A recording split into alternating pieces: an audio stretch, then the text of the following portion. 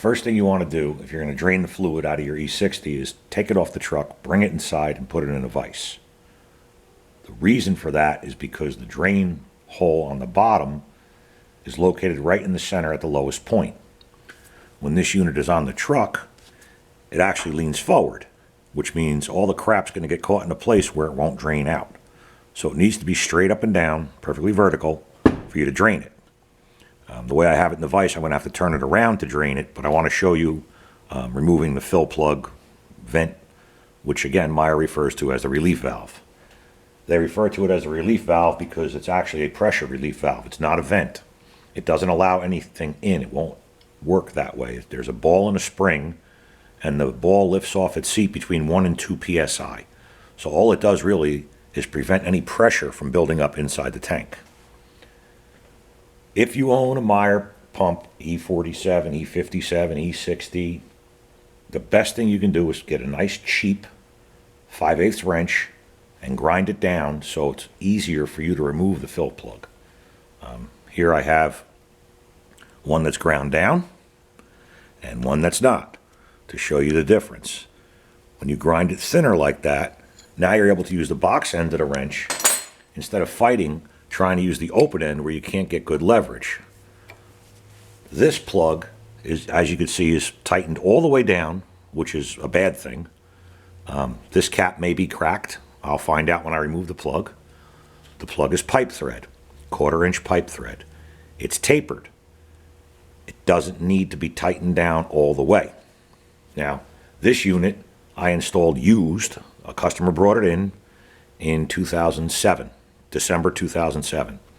In December 2008, he came back for a C valve. I have not seen him since. So it's been 11 years. He's never changed the fluid, never done any maintenance, never made any repairs. It came back because the motor is shot. So I'm going to rebuild it. I don't know what I'm going to find. It's probably going to be disgusting inside. We'll find out together. But first we're going to remove this, and judging from how far down it is, it's probably pretty tight. I may need to use a little cheater on the wrench here, but I'm going to give it a shot and see what happens. Now you can see the box end fits right on there because I ground it down so that it's thinner. Let's see if I can get this. It probably hasn't been out in 11 years. Yeah, it's not moving. So before I grab a cheater, I'm just going to try to use some impact, which worked. It's moving. Maybe I can get it now. Yeah, there we go. All right, so you don't need to watch me unscrew the whole thing. I'm going to try to keep this video short, so I will pause. Well, surprise. Teflon tape. See it? That's a no-no. Little bits of this tape will find their way into the system and clog screens. You don't want to use Teflon tape on anything in a plow hydraulic system. We're looking at the front now. The higher plug. Behind that is the drop speed adjustment screw. As you can see, it's right in line with the A valve. It's a needle screw or a tapered set screw that regulates the flow back to the reservoir, thereby slowing down the plow ram as it drops. This is the filter plug. This only filters the fluid that leaves the cylinder. It goes through the A valve, past the needle valve, through the filter, and back into the tank. So we're going to remove just this one. We don't need to touch this one unless we want to make an adjustment on the drop speed, and we wouldn't do that in the vise. We'd do that on the vehicle. Before we remove the plug, we're going to clean it off because it's filthy. I have a drain pan here, old pot. And for this we need an 11/16 wrench or socket. I like the wrench because I could smack it with a hammer. That was very loose. Sometimes with these, because there's an O-ring on there, your best bet to get them out without damaging the O-ring is to go back and forth a few times. That usually frees it up. And then you can just unscrew it. The only filter fluid that's going to come out is what's in the filter port. You're not going to make a huge mess, just a few drips. Now we're going to pull the filter out and see what that looks like. It's intact, and as you can see, just shaking off the oil here. It's very clean. which is surprising considering this has never been in for service. I just clean this out with a little bit of my brake cleaner, blow it dry, and we can put it back in because there's no reason to leave it out. When we drain the unit, it's not going to have any effect on it whatsoever. No fluid's going to pass through this port. So we'll just put it back in and tighten it back down.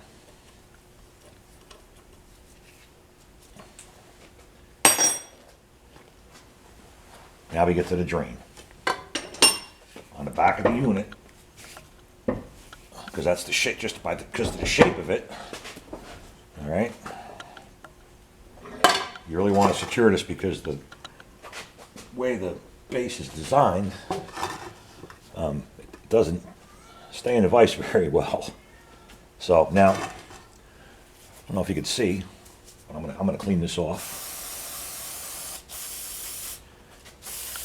Here's the high pressure filter that we were talking about. We're going to take that out first. And again, we can clean it and put it back in because it has no effect, or should I say draining the fluid's going to have no effect on it. So again, I'm going to put the wrench on there, save my hand and tool by using the hammer to loosen it. And again, this one was pretty loose also, so somebody was smart, they didn't want to strip it. Now, here we go. This is very common on the E-60. It has something to do with the way the base is cast, I would imagine. I'm going to blow this out. I don't know if you saw that little piece fall, but the filter's actually broken. It's very common to find this. The post is broken off. Seriously? To remove the broken piece, we're going to use a pick. Now, this is where you can get an idea of what's going on with the unit. I don't know if you can see, but it almost looks like little pieces of Teflon or fibers on this filter. They're white. They're not black. Usually if they come from the packings in the angle rams, they'd be black. These are white.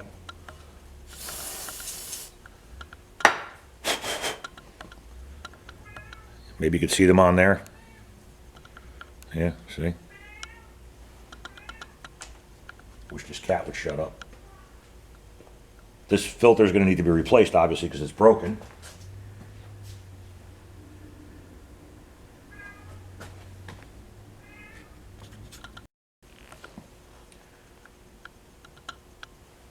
For comparison, maybe you can see the debris. Here's a clean one. New.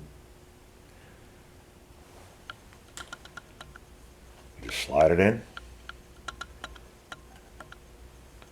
Put the drain plug back in.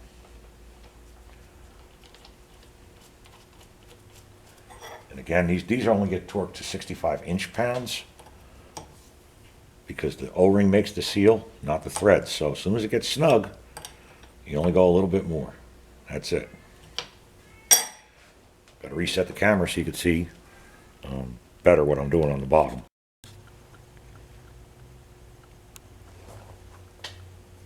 Hopefully you can see the bottom here. I'm going to clean this off, as I said before, which is why it's still wet.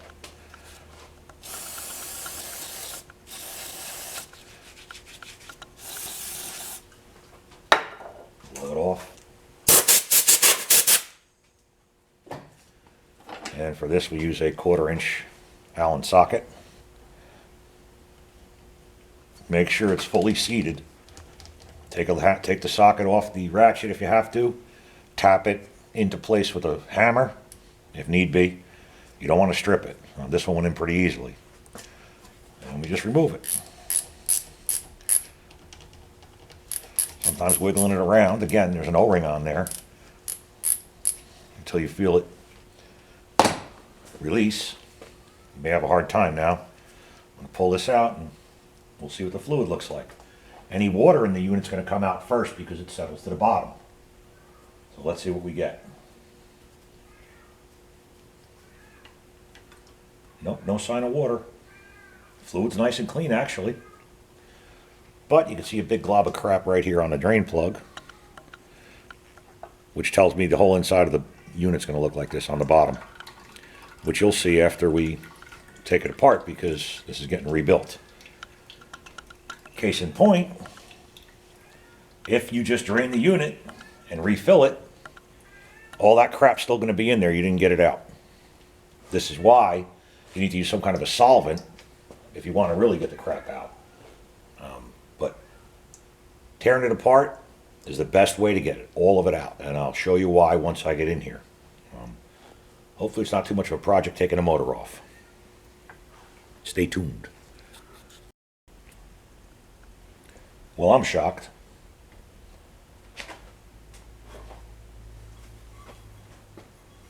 This is the inside of the cap, the end cap. Almost no sign of any wear on the brushes. There's just a tiny little bit of debris in here. Pretty much nothing. The screws came right out. I used the impact driver, and I could have probably done it with a hand screwdriver. Taking the motor off, the bolts came right out. There's no sign of corrosion whatsoever. Look, the Allen head bolts, no corrosion whatsoever.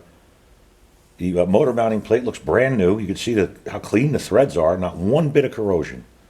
So I know for sure then the motor losing its ground is not why it stopped working. It must be something else, and I'm not going to get into it because it's not worth it for somebody to pay me to take apart a motor, put new brushes in it, put it back on, because for the same amount of money, they could have a brand new motor. So I'm just going to move this out of the way. And we're going to pull the side cover off, the motor mounting plate, and you'll see what's inside that didn't come out when I pulled the drain plug. This is actually great because these bolts look like they were put in yesterday. So let's see what we find in here. Getting these out is going to be no problem at all, so it should go pretty quick. All right, here's one.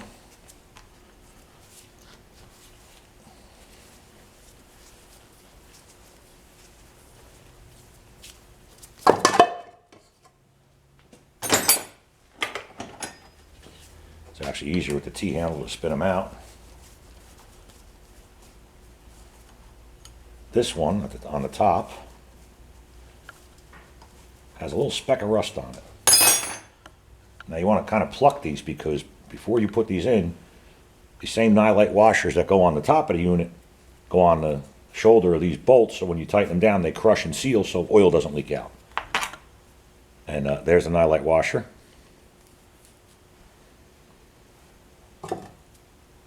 And there's a little bit of rust on here. Tiny, tiny little bit. This one looks brand new. I could have took it out of a package yesterday. Hammer and a screwdriver. We'll work our way around. Sometimes these covers fight. This one's coming right off. There's probably no corrosion on this either. I have a feeling this guy takes the pump off in the spring and puts it in the garage, which is a really good idea. There's no reason to leave it on the truck year round. Let's see what we got inside now. Oh, look. Now you can see the crap coming out. This is actually in really good shape. Really good shape. I mean, the little bit of debris that's in there, the entire inside of this unit looks brand new. I can't believe it. On the cover, right here, there's a cast date just like inside the unit, which is up at the top there. Let's see if I can make it out.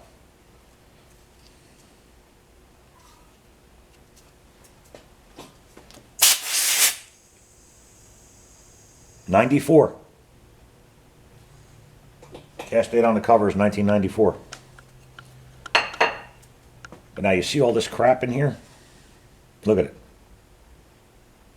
Globs and globs of it. This is actually really good compared to most. Because usually all this crap is also settled on top of the pump. It's all covered in this black goo.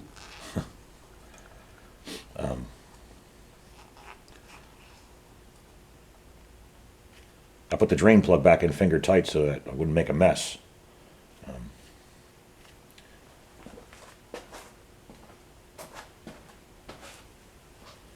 to show you something else.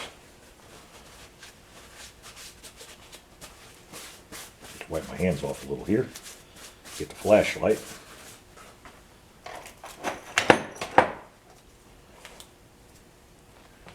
All right.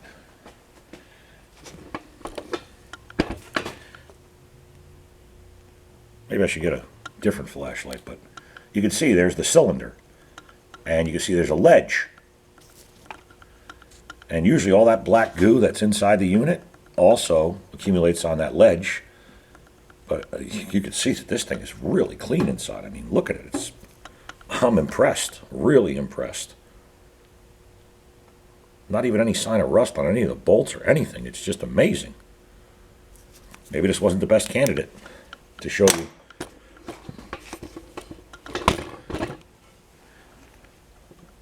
What we normally find. Clean some of this out.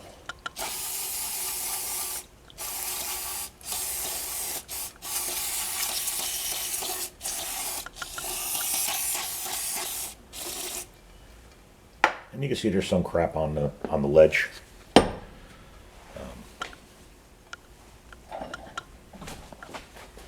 This is why you'll hear me say, or I'll write to people when they ask for help on how to drain it and flush it.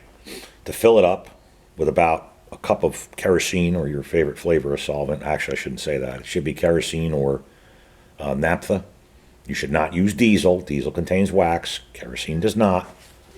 And you want to shake it around. Well, one of the things you want to do when you're draining it is tip it so that all the oil that's sitting on that ledge can get out too. And hopefully any loose debris will find its way out as well. But this is just really, really clean inside. It's amazing. So I think what I've gone over up to this point should explain how to change the fluid and why you do it the way that you do. Thanks for watching.